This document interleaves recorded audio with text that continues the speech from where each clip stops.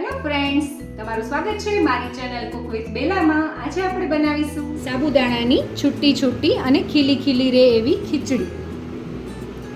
સાબુદાણાની ખીચડી બનાવવા માટે મેં અહીંયા 1 કપ જેટલા સાબુદાણા લઈ લીધા છે. તો સૌથી પહેલાં આપણે સાબુદાણાને એક બોલમાં લઈ લેશું.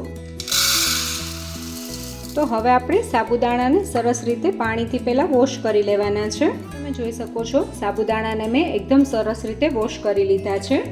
હવે આપણે એને પલાળી દઈશું પાણી એડ કરીને. તો તમે જોઈ શકો છો મેં 1 કપ સાબુદાણા લીધા હતા અને એને એ જ કપથી માપીને 1 કપ જેટલું મેં પાણી એડ કર્યું છે. આપણે આનાથી વધુ પાણી એડ નથી કરવાનું. અને હવે આપણે સાબુદાણાને 3 કલાક સુધી પલાળીને રાખી દઈશું. પછી આપણે ખીચડી બનાવીશું. હવે સૌથી પહેલાં આપણે સિંગદાણાને રોસ્ટ કરી લેવાના છે અને આપણે એને ડ્રાય રોસ્ટ કરવાના છે. એમાં આપણે તેલનો બી ઉપયોગ નથી કરવાનો. તો મીડિયમ ગેસની ફ્લેમ ઉપર આપણે સિંગદાણાને સરસ રીતે રોસ્ટ કરી લેશું. તો તમે જોઈ શકો છો 2 થી 3 જ મિનિટ થઈ છે અને આપણા સિંગદાણાની ઉપર આ રીતના બ્લેક સ્પોટ્સ આવવા માંડ્યા છે. અને સિંગદાણાને આવી રીતે હાથમાં લો તો એકદમ સરસ એના ફોતરા નીકળવા માંડ્યા છે. એનો એ મતલબ છે કે આપણા સિંગદાણા એકદમ સરસ રીતે શેકાઈ ગયા છે.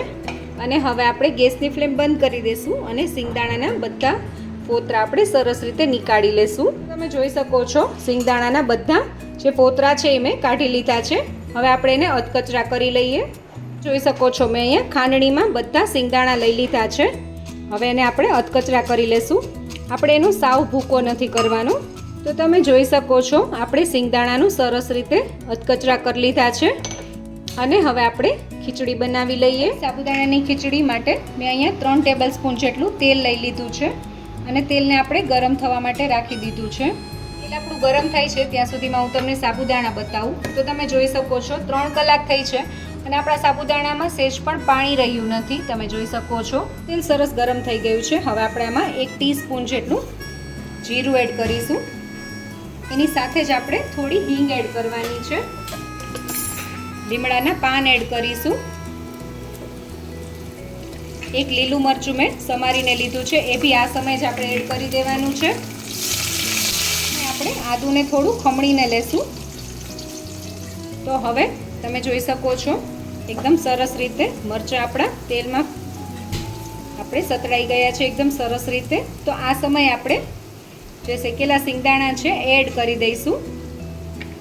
એની સાથે જ મેં અહીંયા 3 મીડિયમ સાઇઝના બટાકાને બાફીને આવી રીતે સમારી લીધા છે, એ બી એડ કરી દઈશું. હવે સાબુદાણા એડ કરી દઈશું.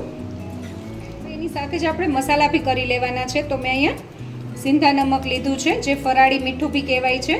એ આપણે સ્વાદ અનુસાર એડ કરીશું. એની સાથે જ આપણે 1 ટીસ્પૂન જેટલું ધાણા જીરું એડ કરીશું. 1 ટીસ્પૂન જેટલી હળદર એડ કરીશું. જેટલું આપણે લાલ મરચું એડ કરીશું. અને આ કાશ્મીરી લાલ મરચું છે. તમારે જો આમાંથી કોઈ બી મસાલા સ્કીપ કરવા હોય, તમે ફરાળમાં ન ખાતા હોય તો તમે એ સ્કીપ કરી શકો છો. 1 ટીસ્પૂન જેટલી આપણે ખાંડ એડ કરીશું. અને આપણી ખીચડીનો એકદમ સરસ ચટપટો ટેસ્ટ આવે એના માટે આપણે થોડું લીંબુ બી એડ કરીશું. અને હવે આપણે બધા મસાલા એકદમ સરસ રીતે મિક્સ કરી લેવાના છે. અને તમારે જો આમાં લાલ મરચાંનો ઉપયોગ ના કરવો હોય તો તમે લીલા મરચાં વધુ બી એડ કરી શકો છો. તો તમે જોઈ શકો છો આપણી સાબુદાણાની ખીચડી એકદમ સરસ છૂટી છૂટી થઈ છે. બિલકુલ સાબુદાણા એકબીજા સાથે ચીપક્યા નથી.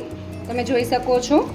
અને તમે જો આ રીતે જ સાબુદાણાની ખીચડી બનાવશો તો તમારી સાબુદાણાની ખીચડી પણ એકદમ સરસ છૂટી છૂટી અને ખીલી ખીલી રહેશે. અને હવે આપણે લાસ્ટમાં થોડી કોથમીર એડ કરીને આપણા સાબુદાણાની ખીચડીને સર્વ કરશું. હવે આપણે ખીચડીને સર્વ કરી લઈએ. તો તૈયાર છે આપણી સાબુદાણાની ખીચડી. આવા જ નવા વિડીયો જોવા માટે મારી ચેનલ કુક વિથ બેલાને સબસ્ક્રાઇબ કરો.